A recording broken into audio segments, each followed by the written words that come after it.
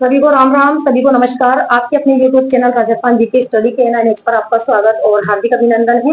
आशा और उम्मीद है कि आप सभी अच्छे होंगे। तो यहाँ पर कला संस्कृति के 20 महत्वपूर्ण ट्यूशन लेकर आए हैं और एग्जाम की दृष्टि से ये ट्यूशन आपके लिए वेरी वेरी मोस्ट इंपोर्टेंट रहने वाले हैं।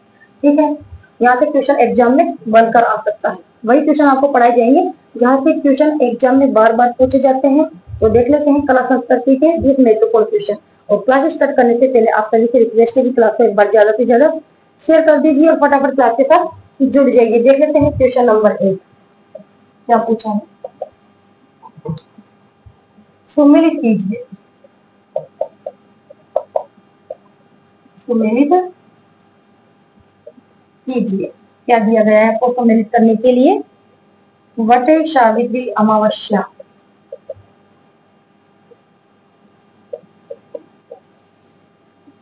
माघ अमावस्या। डी ऑप्शंस में आपको दिया गया है तेजा दशमी,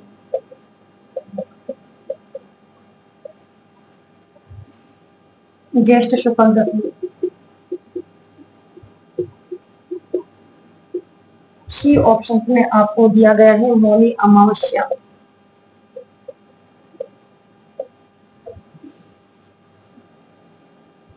ज्येष्ठ अमावस्या। डी ऑप्शन में आपको यह दिया गया है क्या? गंगा दशमी,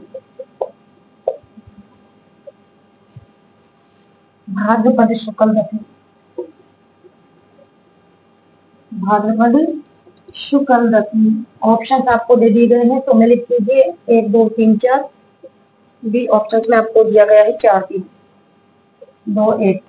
सी ऑप्शन में आपको दिया गया है 3 4 1 2 और डी ऑप्शन में आपको दिया गया है 2 4 1 3। बताइए क्वेश्चन नंबर 1 का राइट आंसर क्या करने वाले हो आप? फटाफट आंसर दो उसका मुझे। क्या करोगे बताइए? वट सावित्री अमावस्या का त्योहार कौन सी तिथि को मनाया जाता है? वट सावित्री अमावस्या ये मनाई जाती है ज्येष्ठ अमावस्या को। और तेजा जो दशमी का त्योहार है ये मनाया जाता है भाद्रपद शुक्ल दशमी को। ठीक है, मौनी अमावस्या आप सभी जानते हैं माघ अमावस्या को मनाई जाती है और गंगा दशमी का त्योहार मनाया जाता है ज्येष्ठ शुक्ल दशमी का। तो वट सावित्री जो अमावस्या है ये मनाई जाती है ज्येष्ठ अमावस्या को, तीसरा ऑप्शन। ठीक है, तेजा दशमी का त्योहार भाद्रपद शुक्ल दशमी को, चौथा ऑप्शन। और मौनी अमावस्या मनाई जाती है माघ अमावस्या को, एक। और गंगा दशमी का त्योहार मनाया जाता है ज्येष्ठ शुक्ल दशमी को, दूसरा ऑप्शन। राइट आंसर हमारा सी ऑप्शन हो जाएगा। ठीक है, नेक्स्ट क्वेश्चन देख लेते हैं। इस प्रकार का क्वेश्चन बनाकर आपको एग्जाम में दिया जा सकता है।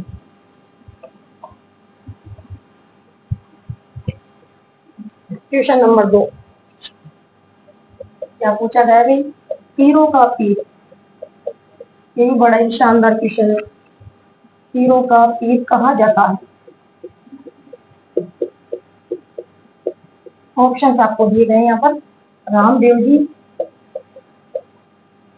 बी ऑप्शन में आपको दे दिया गया है पाबू जी, सी ऑप्शन में आपको दिया गया है गोगा जी और डी ऑप्शन में आपको दिया गया है तेजा जी। बताइए क्वेश्चन नंबर 2, पीरों का पीर कहा जाता है? कौन से लोक देवता को पीरों का पीर कहा जाता है? तो रामदेव जी को पीरों का पीर कहा जाता है। ठीक है, और रामदेव जी का जन्म हुआ था उल्लू काश्मीर बाड़मेर में। इनके पिता का नाम अजमल और माता का नाम क्या था? मैणादेवी। पत्नी का क्या नाम था? नेतल देवी। ठीक है, इसके अलावा जो पाबू जी है, पाबू जी को तो प्लेग रक्षक देवता कहा जाता है। क्वेश्चन बनकर आ सकता है कि प्लेग रक्षक देवता के रूप में जाने जाते हैं तो कौन जाने जाते हैं? प्लेग रक्षक देवता के रूप में पाबू जी को। ठीक है, ऊंटों के देवता के रूप में भी पाबू जी को जाना जाता है, जबकि गोगा जी को जाना जाता है जहार पीर के नाम से। क्वेश्चन बनकर आ सकता है कि जहार पीर के नाम से कौन से लोक देवता जाने जाते हैं? तो गोगा जी। इसके अलावा जो तेजा जी है, तेजा जी को जाना जाता है काला बाला के रूप में, काला बाला या फिर सर्पों का देवता, सर्पों के देवता या फिर गाय रक्षक देवता, गाय रक्षक देवता या फिर कृषि कार्य उपासक देवता। कौन से लोक देवता को कहा जाता है? तो तेजा जी को। यहाँ से भी क्वेश्चन कई बार एग्जाम में बनकर आया है। काला बाला के रूप में जाने जाते हैं तेजाजी, या फिर सर्पों के देवता के रूप में तेजाजी, या फिर कृषि कार्य के उपासक देवता है तो कौन है तेजाजी, या फिर जहर पीर के रूप में जाने जाते हैं तो गोगा जी। ठीक है, very very most important question. Next question देख लेते हैं।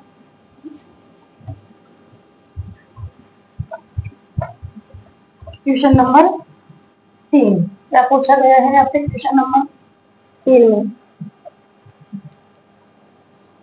सुमेलित करें। यहाँ पर आपको सुमेलित करने के लिए दिया गया है। क्या दिया गया है? भाटी राजवंश की इष्ट देवी, ये भी बड़ा ही शानदार क्वेश्चन है। भाटी राजवंश की इष्ट देवी ऑप्शन में आपको दिया गया है स्वांग्या माता,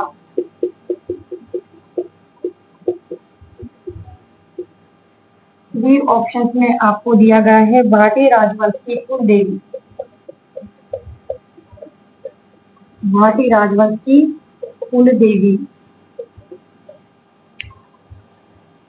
आवड़ माता,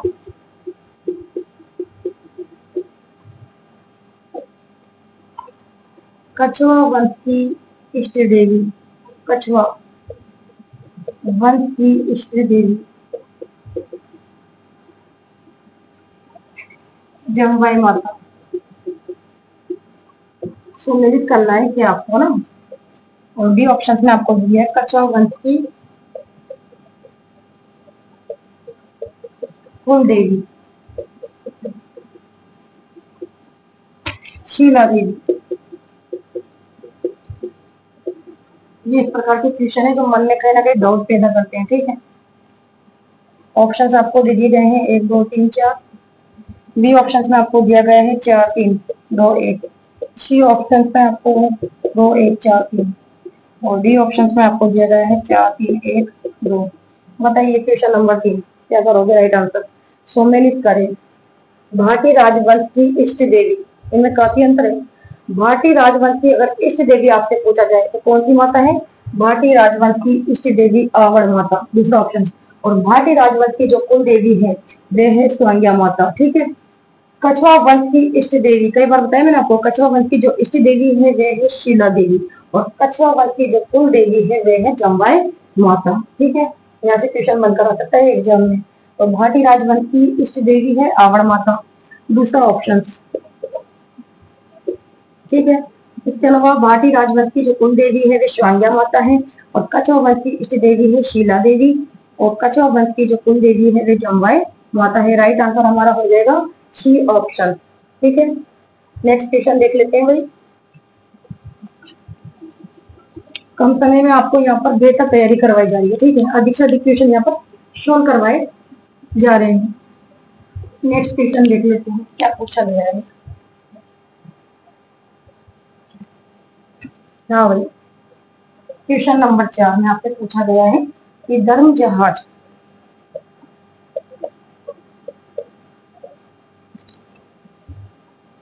किस संत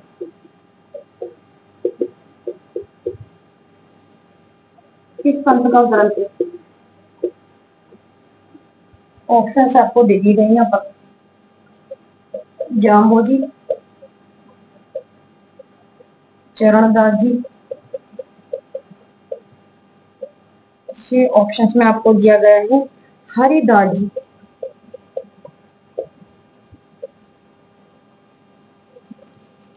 और संत माओ जी।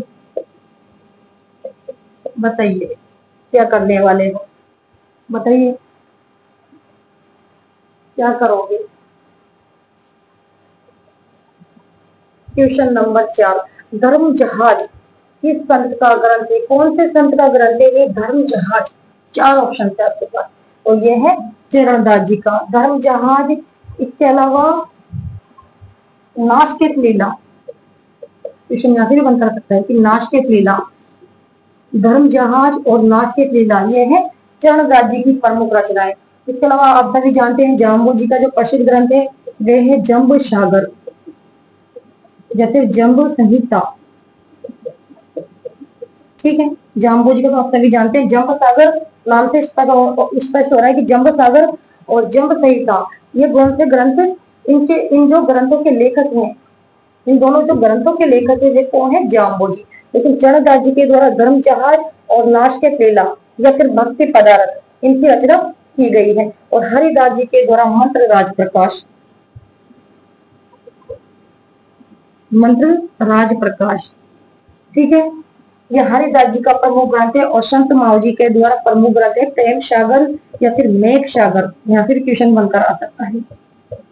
प्रेम सागर और मेघ सागर ग्रंथ के लेखक है संत माओ जी, जिनका जन्म डूंगरपुर में हुआ था। और निष्कलंकी संप्रदाय के प्रवर्तक है, कलगी का अवतार माओ जी को माना जाता है। और हरिदास जी के द्वारा है जो कि मंत्र राज प्रकाश, ठीक है, ये प्रमुख इनका ग्रंथ है। और चरणदास जी के द्वारा धर्म जहाज और नाश के लीला, ठीक है, या फिर भक्ति पदार्थ। और जाम्बो जी के द्वारा जंब सागर व जंब संहिता ग्रंथ लिखा गया है। नेक्स्ट क्वेश्चन देख लेते हैं।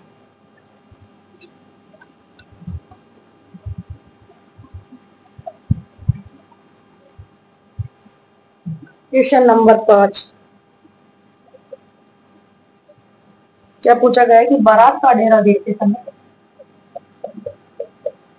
बारात का डेरा देखते समय महिलाओं द्वारा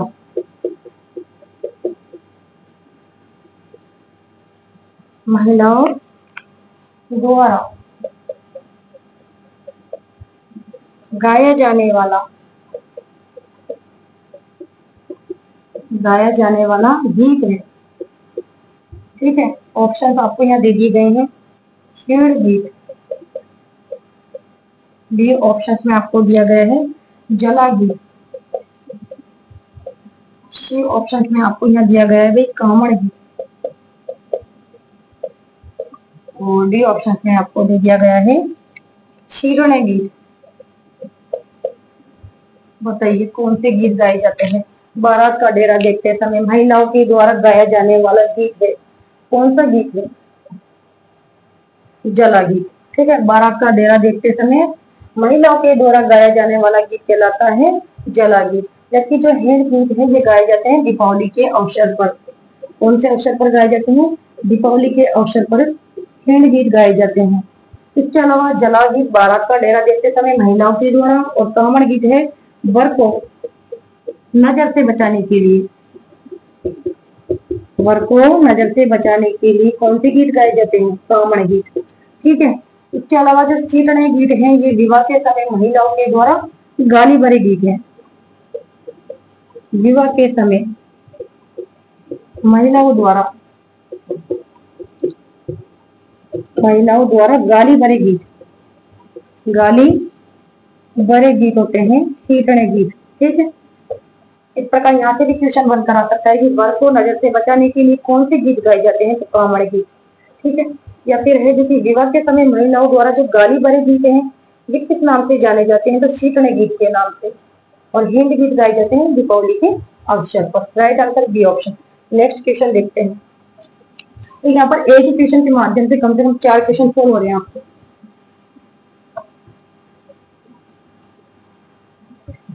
क्वेश्चन नंबर 6 क्या दिया गया है, सुमेलित करें,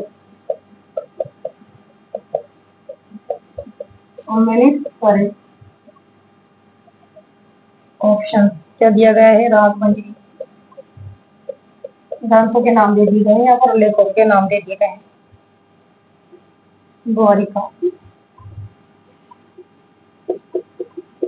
द्वारिका नाथ भट्ट, बी ऑप्शन में आपको दिया गया है अनूप संगीत विलास,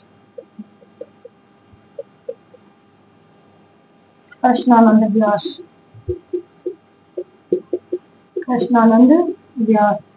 सी ऑप्शन में आपको दिया गया है राग चंद्रिका,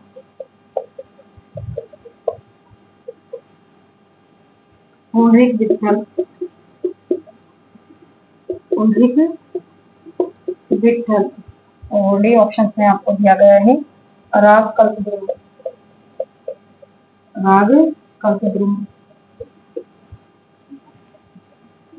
भट्ट।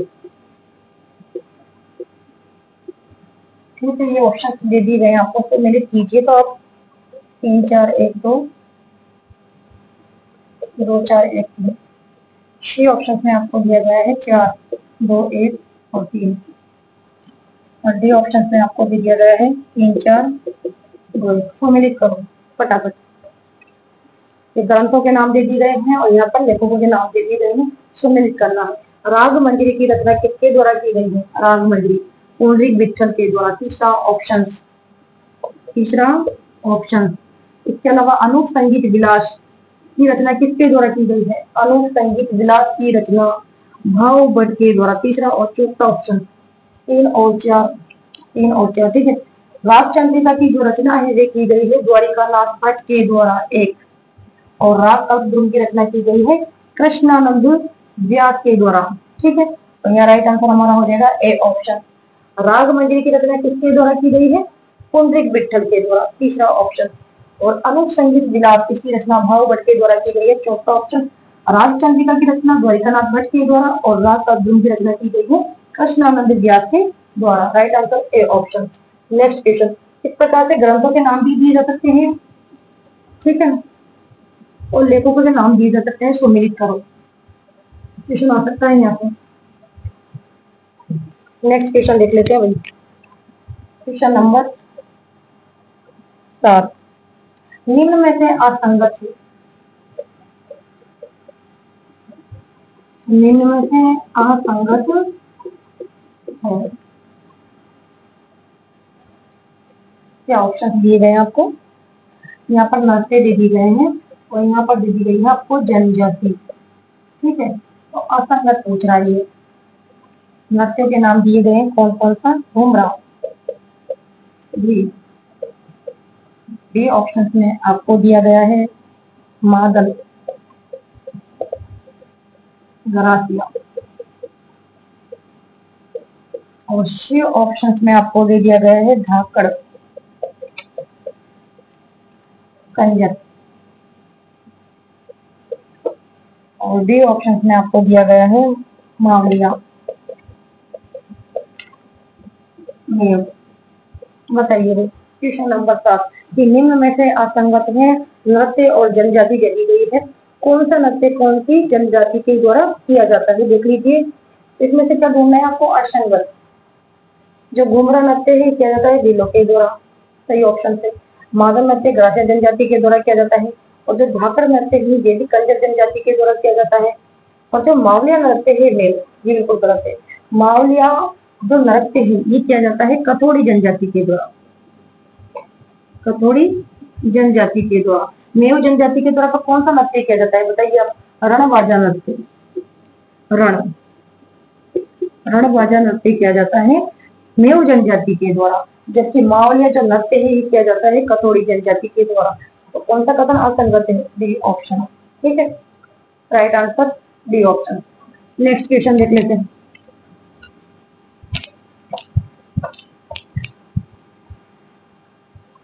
Question number 8।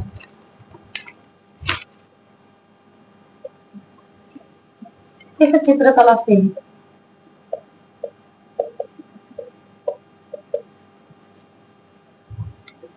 चित्रकला शैली में चित्रकार चित्रों के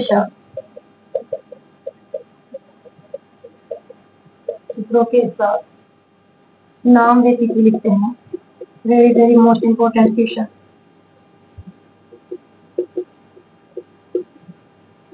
यहाँ पर शैलियों के नाम दे दिए गए हैं आपको।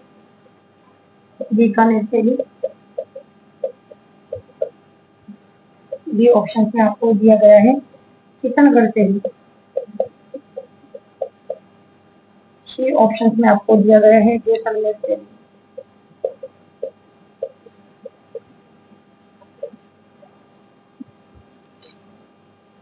नागौर शैली।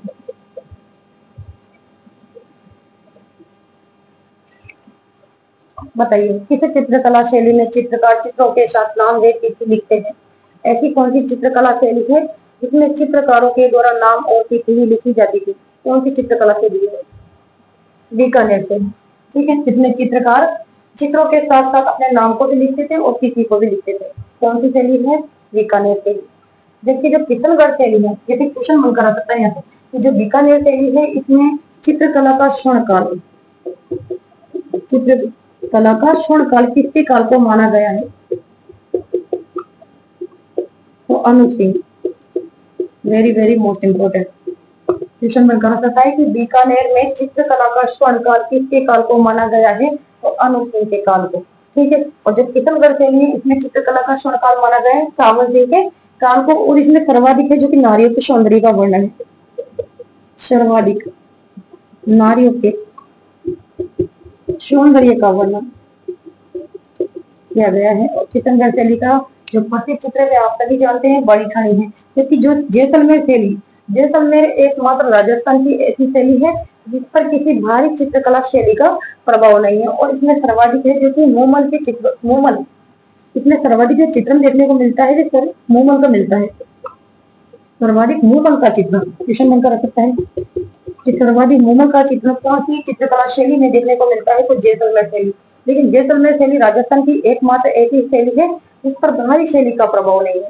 ठीक है, और नागौर शैली में सर्वाधिक बुझे रंगों का प्रयोग किया गया है, सर्वाधिक बुझे रंगों का प्रयोग कौन सी चित्रकला शैली में किया गया है? तो नागौर चित्रकला शैली में। ठीक है, राइट आंसर यहाँ हो जाएगा ए ऑप्शन। नेक्स्ट क्वेश्चन देखते हैं भाई।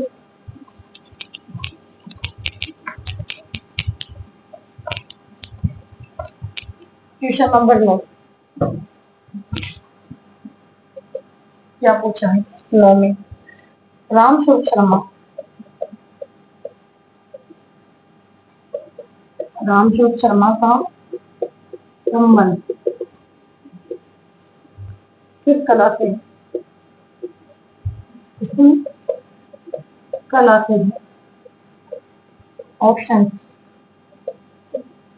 ब्लू पोट्री, बी ऑप्शन में आपको दिया गया है सेवा कला, और सी ऑप्शन में आपको दिया गया है पुस्तक कला, और डी ऑप्शन में आपको दिया गया है तारकशी कला। बताइए क्या करोगी? क्वेश्चन नंबर 9 का राइट आंसर रामस्वरूप शर्मा का संबंध किस कला से है? रामस्वरूप शर्मा का संबंध कौन सी कला से है? बताइए फटाफट, कौन सी कला से है? तारकशी कला से। राइट आंसर यहाँ होगा डी ऑप्शन। और तारकशी कला के लिए कौन सा जिला प्रसिद्ध है? तो नाथ द्वारा राज संबंध, और इसके जो प्रसिद्ध कलाकार हैं वे हैं रामस्वरूप शर्मा। क्योंकि ब्लू पोट्री के लिए जाना जाता है जयपुर जिला, और ब्लू पोट्री के जो प्रसिद्ध कलाकार हैं वे हैं कृपाल सिंह शेखावत, जिनको 1974 में पद्मश्री पुरस्कार से सम्मानित किया गया था। इसके अलावा थेवा कला के लिए प्रतापगढ़ जिला जाना जाता है, प्रतापगढ़ जिला। ठीक है, और थेवा कला के जो प्रसिद्ध कलाकार हैं वे कौन बताइए? महेश राज सोनी, जिनको 2015 में पद्मश्री पुरस्कार से सम्मानित किया गया था। ब्लू पोट्री का लिख देती हूँ मैं यहाँ पर प्रसिद्ध कलाकार कृपाल सिंह शेखावत। ये फिर पूछा जा सकता है कि कृपाल सिंह शेखावत का संबंध कौन सी कला से है? ब्लू पोट्री से। और महेश राज सोनी, महेश राज सोनी का संबंध किस कला से है? थेवा कला से। और थेवा कला का संबंध कौन से जिले से है? तो प्रतापगढ़ से। उस्ता कला का संबंध है बीकानेर से। और उस्ता कला के जो प्रसिद्ध कलाकार है वे कौन है? हिशामुद्दीन, हिशामुद्दीन। और हिशामुद्दीन को 1986 में पद्मश्री पुरस्कार से सम्मानित किया गया था उस्ता कला के लिए। यहाँ राइट आंसर डी ऑप्शन हो जाएगा। तो इस प्रकार से आपको नाम भी दिया जा सकता है और पूछा जा सकता है कि इनका संबंध कौन सी कला से है, ध्यान में रखना है। नेक्स्ट क्वेश्चन देख लेते हैं।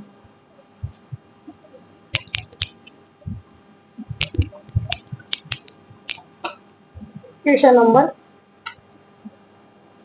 10 क्या पूछा है भाई? निम्न में से, ये भी बड़ा ही शानदार क्वेश्चन आ गया, निम्न में से गोलमा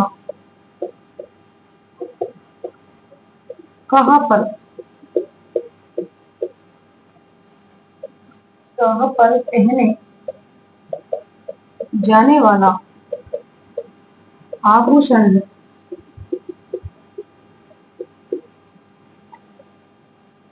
ऑप्शंस नाक, या पैर या हाथ, और डी ऑप्शन में दिया गया है या फिर कान। बताइए नहीं फटाफट क्या करोगी। निम्न में से गोलमा कहाँ पर पहने जाने वाला आभूषण है? कहाँ पर पहना जाता है ये गोलमा नाम का आभूषण? कहाँ पहना जाता है? चार ऑप्शन है आपके पास। ये पैरों में पहने जाने वाला आभूषण है। वैसे ये गोलमा जो आभूषण है ये पैरों के उंगलियों में पहना जाता है, लेकिन यहाँ पर हमें ऑप्शन में पैरों की उंगलियां नहीं दे रखा है, पैर दे रखा है, तो हम बी ऑप्शन के साथ जाएंगे। ठीक है, इसके अलावा आप सभी जानते हैं नाक पर तो कौन कौन से आभूषण पहने जाते हैं? जैसे नथ हो गई, या फिर बेतरी, या फिर कांटा, इसके अलावा चुन्नी, चौक, ठीक है, इसके अलावा भोगली या फिर सीढ़ी। ये कहाँ के आभूषण है? सारे नाक के आभूषण है, नाक पर पहने जाने वाला आभूषण है। पैर पर पहना जाता है पायल या फिर पायजेब या फिर रमझोल, इसके अलावा नेवरी, इसके अलावा पेजनिया या फिर घुंघरू, घुंघरू या फिर नुपुर या फिर शकुंतला या फिर टणका या फिर हीरा नामी या फिर तोड़ा या फिर छड़ और लंगर। ये कहाँ पर पहने जाने वाले आभूषण है? सारे पैरों पर पहने जाने वाले आभूषण है। हाथ में कौन कौन से आभूषण पहने जाते हैं? तो हाथ में पहनी जाती है चूड़ी, इसके अलावा चूड़ा, चूड़ी, चूड़ा, कंगन, कड़ा, पाटला, मोकड़ी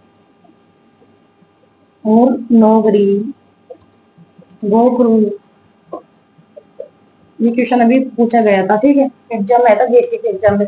गोखरू नाम का जो आभूषण है कहाँ पर पहना जाता है? हाथ का आभूषण है, ठीक है।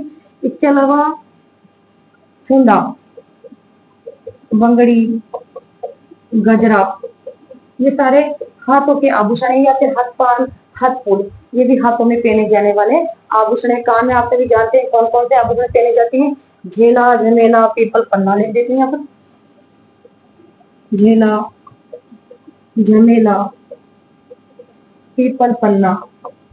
इसके अलावा बाली, लूंग और लटकन। इसके अलावा अंगूठिया या फिर सुर्लिया, दिखाई दे रहा है आपको, या फिर टोटी। ये सारे कहाँ के आभूषण है? कान के आभूषण है। तो कोई भी एक आभूषण का नाम उठाकर दिया जा सकता है आपको कि ये आभूषण कहाँ पहना जाता है, या फिर निम्न में से असंगत है, या फिर सुमेलित करे आभूषणों को, ठीक है। तो very very most important question. Next देख लेते हैं, क्वेश्चन नंबर देख लेते हैं भाई 11। क्या पूछा गया है?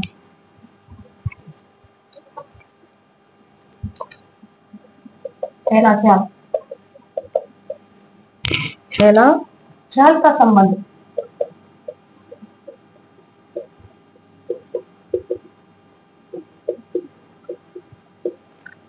किस जिले से? पहला ख्याल का संबंध किस जिले से? ऑप्शन आपको दे दिए गए हैं, दौसा, भीलवाड़ा, सी ऑप्शन में आपको दिया गया है भरतपुर, और डी ऑप्शन में आपको दे दिया गया है जयपुर। बताइए भाई क्या करने वाले हो। पहला ख्याल का संबंध किस जिले से? यही पूछा गया है यहाँ पर। पहला ख्याल, इसका संबंध कौन कौन से जिलों से है? पहला ख्याल,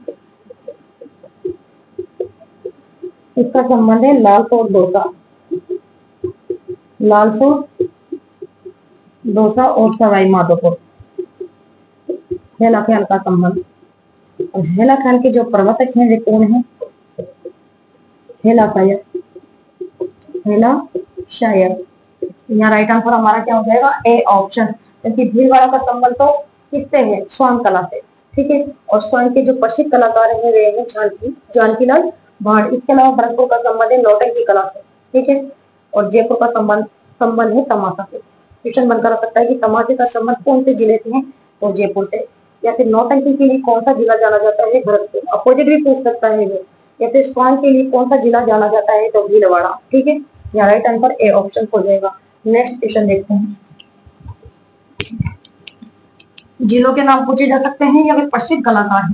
ठीक है, यहाँ से क्वेश्चन बनता रहता है। क्वेश्चन नंबर देखते हैं 12। किस जनजाति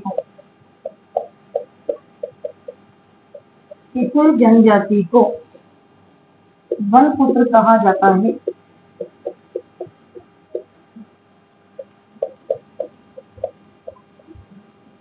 ऑप्शन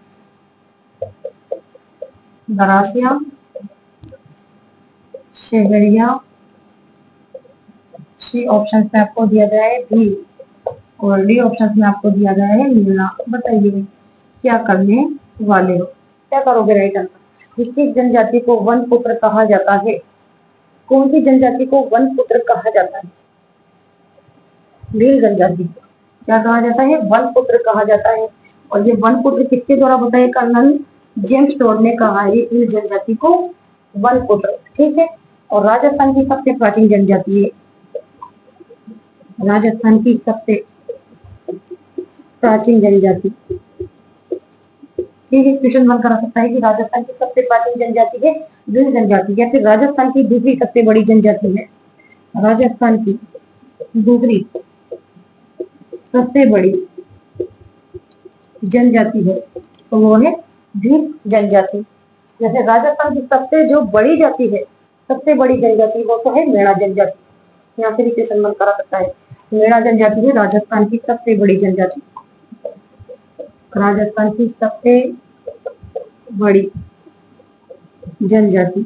ठीक है, यहाँ से भी क्वेश्चन वन करा सकता है। तो किस जनजाति को वन पुत्र कहा जाता है, भील जनजाति को, और किसके द्वारा बताया गया है, ये कर्नल जेम्स टोड ने। और कर्नल जो जेम्स टोड थे, इन्होंने जो भीलों की उत्पत्ति है जो बताइए व्हील शब्द से, और व्हील का अर्थ होता है कमान। ठीक है, right answer C option. Next question देखते हैं।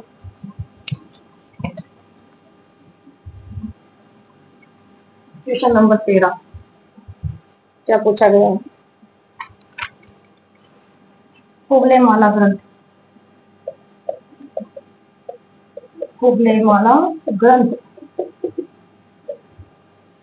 की रचना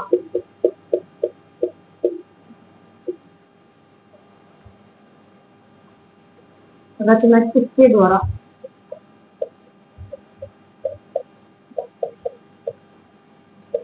द्वारा की गई।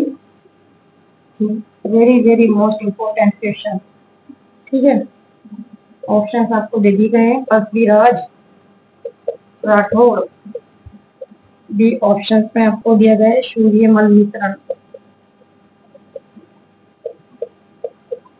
और सी ऑप्शन में आपको दिया गया है चंद बरदाई, और डी ऑप्शन में आपको दिया गया है उदयपुरी। बताइए भाई क्या करोगी। क्वेश्चन नंबर 13, कुबले माला ग्रंथ की रचना किसके द्वारा की गई है। कुबले माला ग्रंथ की रचना किसके द्वारा की गई है, कुबले माला ग्रंथ की रचना को उदयपुरी के द्वारा। राइट आंसर हमारा डी ऑप्शन हो जाएगा,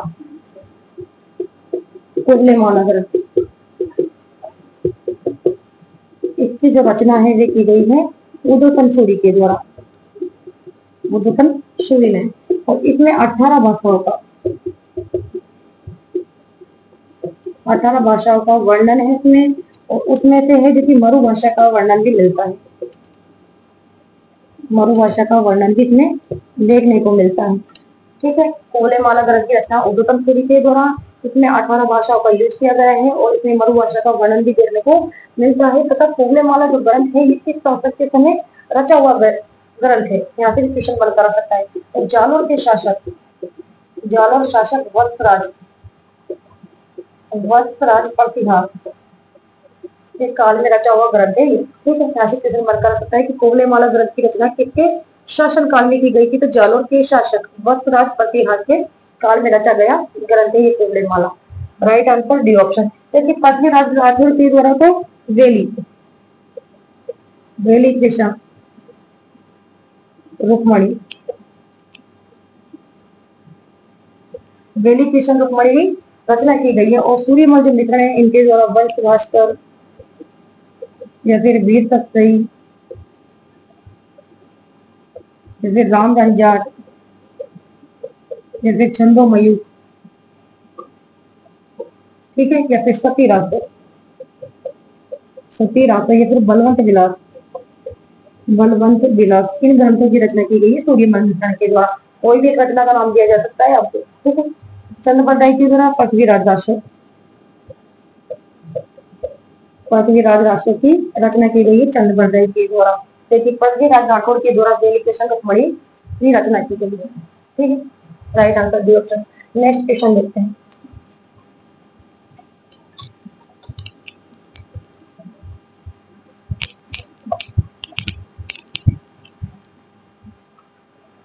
क्वेश्चन नंबर 14 क्या पूछा है? राजस्थान संगीत नाटक अकादमी, बड़ा ही शानदार क्वेश्चन।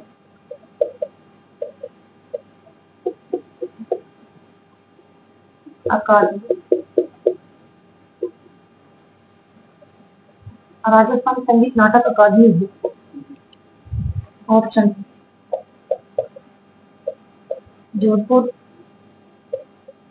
जयपुर, छह ऑप्शन में आपको दिया गया है बीकानेर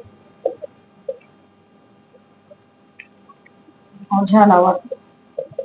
बताइए क्या करोगे? क्वेश्चन नंबर 14 का राइट आंसर कि राजस्थान संगीत नाटक अकादमी है। चाहे आप किसी प्रतियोगी परीक्षा की तैयारी कर रहे हो, ठीक है, ये क्वेश्चन आपके लिए वेरी वेरी मोस्ट इंपोर्टेंट रहने वाले। राजस्थान संगीत नाटक अकादमी पूछा है, ध्यान देने वाली बात है। राजस्थान संगीत नाटक अकादमी ये कहाँ पर है? जोधपुर में है। और राजस्थान जो संगीत नाटक अकादमी इसकी जो स्थापना है वे कब की गई थी? 1957 में। लेकिन क्वेश्चन बनकर आ जाए कि राजस्थान संगीत संस्थान है, राजस्थान संगीत संस्थान ये कहाँ पर है? तो ये है जयपुर में, ठीक है। और राजस्थान संगीत संस्थान की स्थापना की गई थी 1950 में, ठीक है। बीकानेर में क्या है? राजस्थान राज्य, राजस्थान राज्य अभिलेखागार, ये है बीकानेर में। पहले जो राजस्थान राज्य अभिलेखागार था इसकी जो स्थापना है वे 1955 में की गई थी। और कहाँ पर की गई थी? जयपुर में। लेकिन बाद में 1960 में इसे स्थापित कर दिया गया था बीकानेर में, ठीक है। इसकी स्थापना 1955 में की गई थी, कहाँ पर? जयपुर में। लेकिन बाद में 1960 में इसे बीकानेर स्थापित कर दिया गया था राजस्थान राज्य अभिलेखागार को। Very very most important. और झालावाड़ में है भवानी नाट्यशाला, भवानी नाट्यशाला कौन से जिले में है? झालावाड़ में। और भवानी नाट्यशाला की स्थापना कब की गई थी? 1921 में। वेरी वेरी मोस्ट इम्पोर्टेंट, ठीक है। राइट आंसर यहाँ पर ए ऑप्शन हो जाएगा। नेक्स्ट,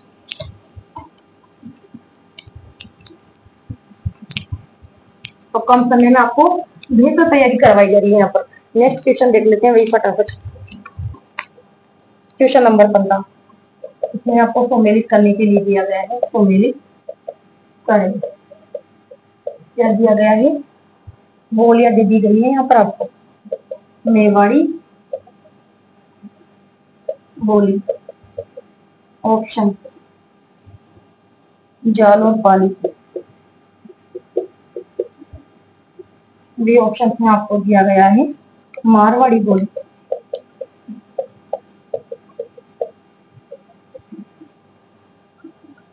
शिरोई।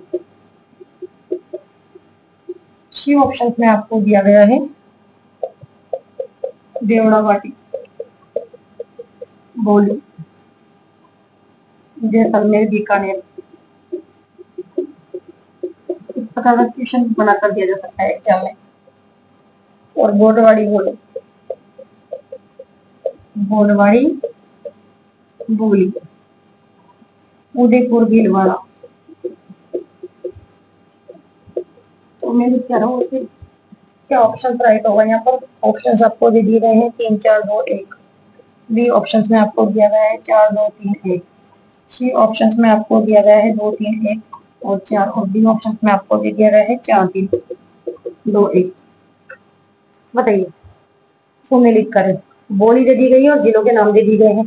कौन सी बोली कौन से जिले में बोली जाती है? तो जो मेवाड़ी बोली है, कई बार बताया मैंने आपको, मेवाड़ी जो बोली है ये बोली जाती है उदयपुर भीलवाड़ा चित्तौड़गढ़ राजसमंद जिलों में। मेवाड़ी बोली उदयपुर भीलवाड़ा, चौथा ऑप्शन, ठीक है। 3 आवर कट हो गए यहाँ पर, दोबारा है। और मेवाड़ी बोली उदयपुर भीलवाड़ा में बोली जाती है, और मारवाड़ी जो बोली में बोली जाती है जैसलमेर और बीकानेर में। 4 और 3, 4 और 3, ठीक है। इसके अलावा देवड़ा वाटी बोली है, कहाँ बोली जाती है देवड़ा वाटी बोली? तो ये बोली जाती है शिरोई में, ठीक है, दूसरा ऑप्शन। और गोडवाड़ी जो बोली है बोली जाती है जालोर और पाली में। गोडवाड़ी कहाँ बोली जाती है? गोडवाड़ी, जालोर और पाली में। Right answer D option. इस प्रकार से क्वेश्चन बना कर दिया जा सकता है आपको। ये मेवाड़ी बोली राजस्थान के 3 जिलों में बोली जाती है, तो उदयपुर, भीलवाड़ा, चित्तौड़गढ़, राजस्थान। और मारवाड़ी बोली जाती है पश्चिमी राजस्थान में, यानी जैसलमेर और बीकानेर में। देवड़ावाटी बोली सिरोही में, और गोडवाड़ी बोली जाती है जालोर में और पाली में, ठीक है। राइट आंसर यहाँ डी ऑप्शन हो जाएगा। नेक्स्ट देख लेते हैं क्वेश्चन नंबर 16।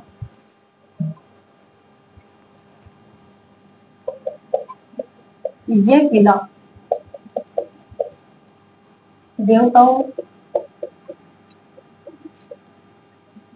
एवं परियों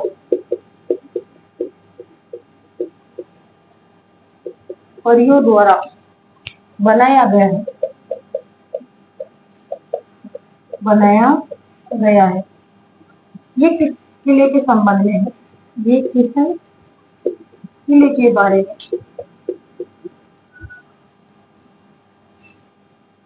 में है? ऑप्शन मेहरानगढ़, बी ऑप्शन में आपको दिया गया है नाहरगढ़, सी ऑप्शन में आपको दिया गया है तारागढ़, और डी ऑप्शन में भी दिया गया है जूनागढ़। बताइए भाई क्या करने वाले हो? क्या पूछा है? ये किला देवताओं एवं परियों द्वारा बनाया गया है, ये किस किले के बारे में? ये जो कथन है ये कौन से किले के बारे में कहा गया है कि जिसका निर्माण देवताओं और परियों द्वारा बनाया हुआ लगता है? बताइए कौन से किले के संबंध में है ये कथन? ये है मेहरानगढ़ के संबंध में। और मेहरानगढ़ का जो किला है ये है जोधपुर में, जिसका निर्माण राव जोधाती द्वारा करवाया गया था। और मेहरानगढ़ का जो दुर्ग है ये है चिड़ियाटोप पहाड़ी पर। या फिर पूछा जा सकता है कि ये किला देवताओं एवं परियों द्वारा बनाया गया है, ये कथन किसने कहा है? ये कथन किसका है? बताइए ये कथन किसके द्वारा कहा गया है? तो रुडयार्ड किपलिंग ने कहा है। रुडयार्ड किपलिंग के द्वारा कहा गया कथन है कि ये ऐसा किला है जिसका निर्माण देवताओं और परियों द्वारा बनाया हुआ लगता है। तो ये मेहरानगढ़ के संबंध में रुडयार्ड किपलिंग के द्वारा कहा गया कथन है। और मेहरानगढ़ का दुर्ग है कहाँ पर? जोधपुर में। जबकि नाहरगढ़ का किला आप सभी जानते हैं जयपुर में स्थित है, और इसका जो निर्माण है वे करवाया है सवाई जयसिंह के द्वारा, ठीक है, जिनके द्वारा जयपुर की स्थापना की गई थी 1727 में। और तारागढ़ का किला अजमेर में है, जिसका निर्माण करवाया था अजयराज के द्वारा, ठीक है। अजयराज कौन था? अजमेर का संस्थापक। अजमेर की स्थापना अजयराज के द्वारा की गई थी 1113 ईस्वी में। और जूनागढ़ दुर्ग यह है बीकानेर में, और जूनागढ़ दुर्ग का निर्माण करवाया था राय सिंह के द्वारा।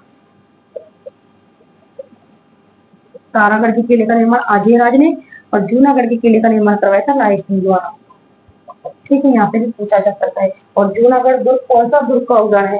तो धन दुर्ग का उदाहरण है जूनागढ़ का दुर्ग। Right answer A option. Next question देख लेते हैं।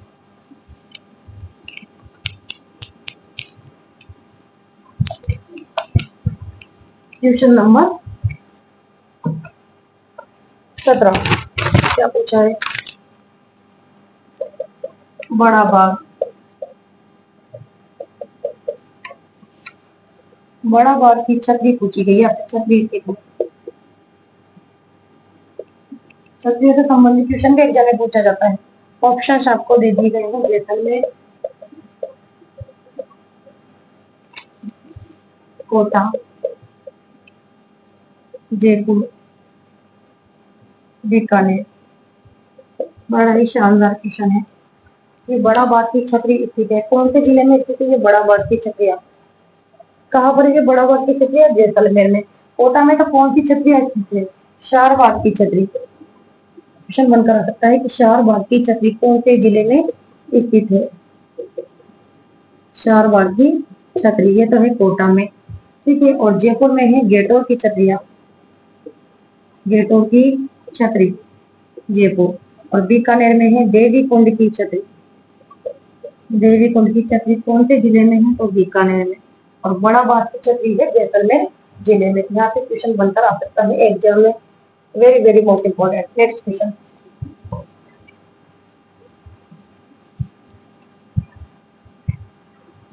क्वेश्चन नंबर देख लेते हैं 18। क्या पूछा है? खाटू श्याम जी, खाटू श्याम जी का मेला किस जिले में लगता है? खाटू श्याम जी का मेला किस जिले में लगता है, यही पूछा गया है यहाँ पर। ठीक है, तिथि नहीं पूछी गई है, कौन से जिले में लगता है। ऑप्शन आपको दे दिए गए हैं, सीकर, डूंगरपुर, जयपुर या फिर अजमेर। तो आप सभी जानते हैं खाटू श्याम जी का जो मेला है या फिर खाटू श्याम जी का जो मंदिर है वो कौन से जिले में है? सीकर जिले में। तो खाटू श्याम जी का जो प्रसिद्ध मेला है सीकर जिले में लगता है, लेकिन मेले के बारे में पूछा जा सकता है कि इनका मेला कौन सी तिथि को बढ़ता है? खाटू श्याम जी का मेला तो फाल्गुन शुक्ल एकादशी तो ये चलता है द्वादशी तक खाटू श्याम जी का मेला। ठीक है, और खाटू श्याम जी को किसका अवतार माना जाता है? तो कृष्ण का अवतार, कृष्ण का अवतार माना जाता है इन खाटू श्याम जी को। जबकि डूंगरपुर में तो कौन सा मेला लगता है? बेणेश्वर मेला। कब लगता है बेणेश्वर मेला? माघ पूर्णिमा को। ठीक है, क्वेश्चन बनता रह सकता है। जयपुर में आप सभी जानते हैं शीतला माता का प्रसिद्ध मेला लगता है, शीतला माता मेला। और शीतला माता का मेला कौन सी तिथि को लगता है? तो चैत्र कृष्ण अष्टमी को, चैत्र कृष्ण अष्टमी को लगता है शीतला माता का मेला। और अजमेर में लगता है पुष्कर का मेला। और पुष्कर का मेला कौन सी तिथि को बढ़ता है? कार्तिक पूर्णिमा को। कई बार क्वेश्चन पूछा गया है कि पुष्कर का मेला कौन सी तिथि को बढ़ता है, कहाँ पर बढ़ता है? तो पुष्कर का मेला लगता है अजमेर में और कार्तिक पूर्णिमा में।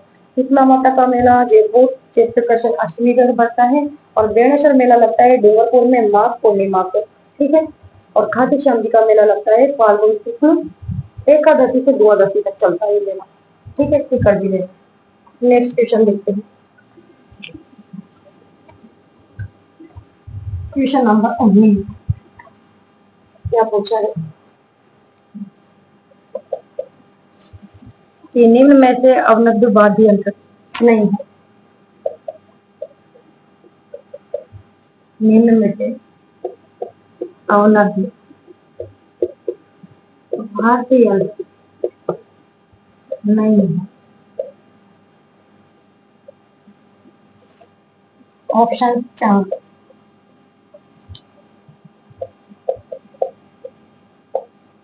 चंग, मादल या फिर मशक।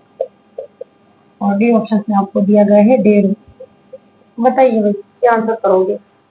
निम्न में से अवनद्ध वाद्य यंत्र नहीं है। क्वेश्चन तो यहाँ से घूम फिर कर आने वाले। ठीक है, या तो मैं आपको बता रही हूँ पूछने के तरीके में थोड़ा सा परिवर्तन कर दिया जाएगा या फिर ऑप्शन में आपको परिवर्तन देखने को मिलेगा।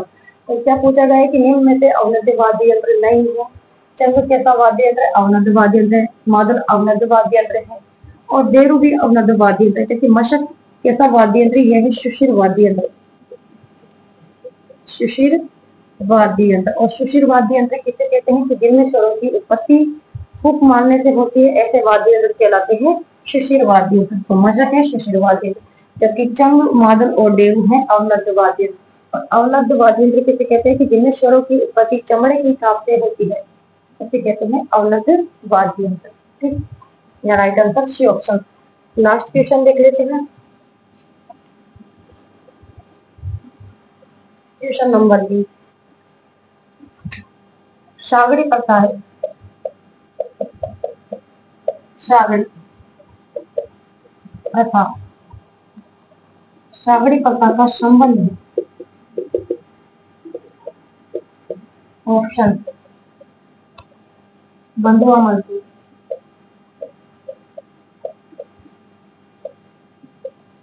बी ऑप्शन में आपको दिया गया है मोथाना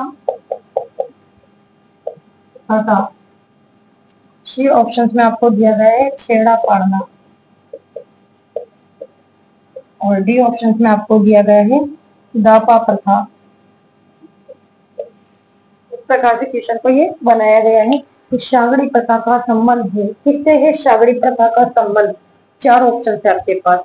तो आप सभी जानते हैं सागड़ी प्रथा का संबंध है बंधुआ मजदूर से। राइट आंसर ए ऑप्शन हो जाएगा। ठीक है, लेकिन मोदाना जो प्रथा है ये क्या होती है कि जब किसी व्यक्ति की मृत्यु दुर्घटना में हो जाती है तो आरोपी व्यक्ति को उसके बदले में ही जो कि भुगतान करना पड़ता है, इसे कहते हैं मोदाना प्रथा। और छेड़ा फाड़ना, तलाक देना। ठीक, दापा प्रथा किसे कहते हैं कि आदिवासियों में वर पक्ष की ओर से कन्या के बदले जो कि धनराशि दी जाती है, किसको? कन्या के पिता को, तो उसे कहते हैं दापा प्रथा। ठीक है, और सागड़ी प्रथा का संबंध है बंधुआ मजदूर से। इसमें है जो कि जमींदारों के द्वारा किसी व्यक्ति को जब धनराशि दे दी जाती है तो उसके बदले में वे नौकर बनकर उससे यहाँ पर काम करता है, उसे कहते हैं बंधुआ मजदूर या फिर सागड़ी प्रथा। Right answer A option. तो ये थे आज के बीच में तो क्वेश्चन, और एग्जाम की दृष्टि से ये क्वेश्चन आपके लिए वेरी वेरी मोस्ट इम्पोर्टेंट रहने वाले हैं। ठीक है, आशा और उम्मीद है कि आज की क्लास आपको जरूर पसंद आई होगी। तो क्लास अगर आपको अच्छी लगी हो तो लाइक कीजिएगा, शेयर कीजिएगा, और चैनल पर पहली बार आए हैं तो चैनल को सब्सक्राइब करना ना भूलें। तो नेक्स्ट क्लास में मिलते हैं, तब तक के लिए धन्यवाद। Thank you so much.